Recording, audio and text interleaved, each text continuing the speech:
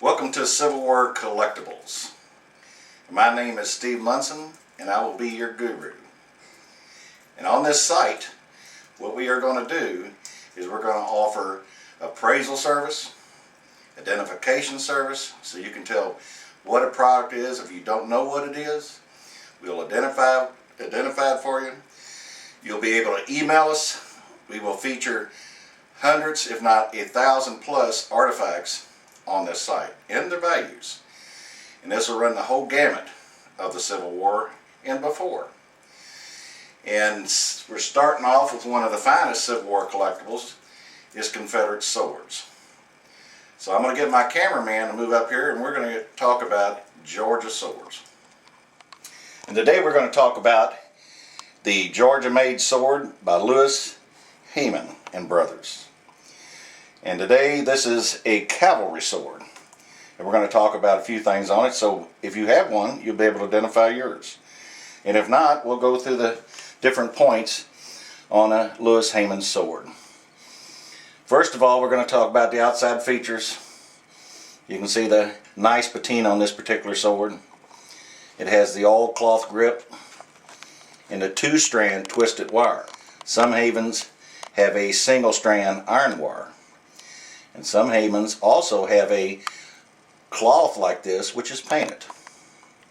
So from the exterior, this is what the configuration looks like. A Heyman always swoops to the back, down like this. Now, the most important thing on a Confederate sword is when you're buying one, is to buy one with your scabbard. And if we look at this scabbard, this is a Georgia-made scabbard. It has the wide brass mounts.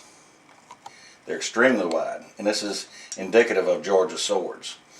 And I'm going to push the sword out just a little bit, and you can see the metal throat, which is lead soldered on. And then I'm going to turn the sword around so the cameraman don't get too confused here. And we'll look at the drag. And on this Heyman, it's a metal drag, and it's also lead soldered in.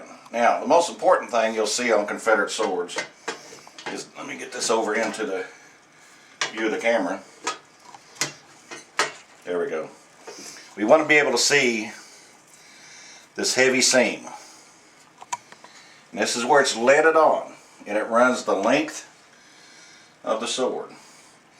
And what they did, they formed this over a form, and then they soldered it.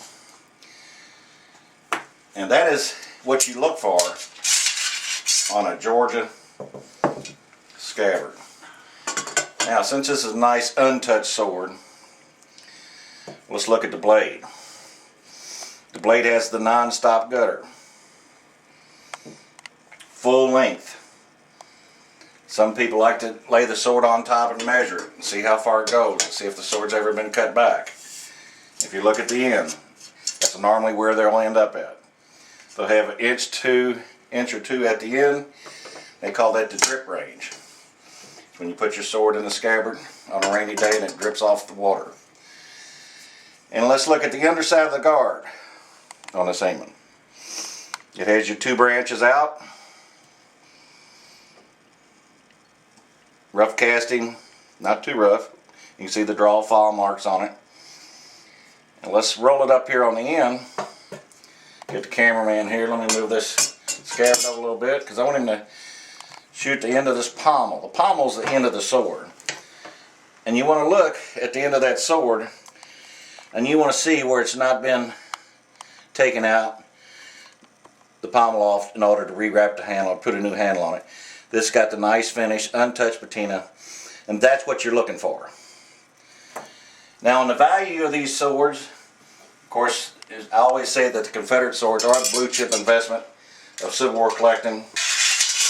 We're going to value this sword on the low end at $5,500 and on the high end at $6,500. And this has always accelerated in value over the years. And with the 150-year centennial coming up next year in 2011, this sword will truly increase faster than some of the common items that the Civil War collectibles involve. So today, from the Civil War Guru, have a nice day.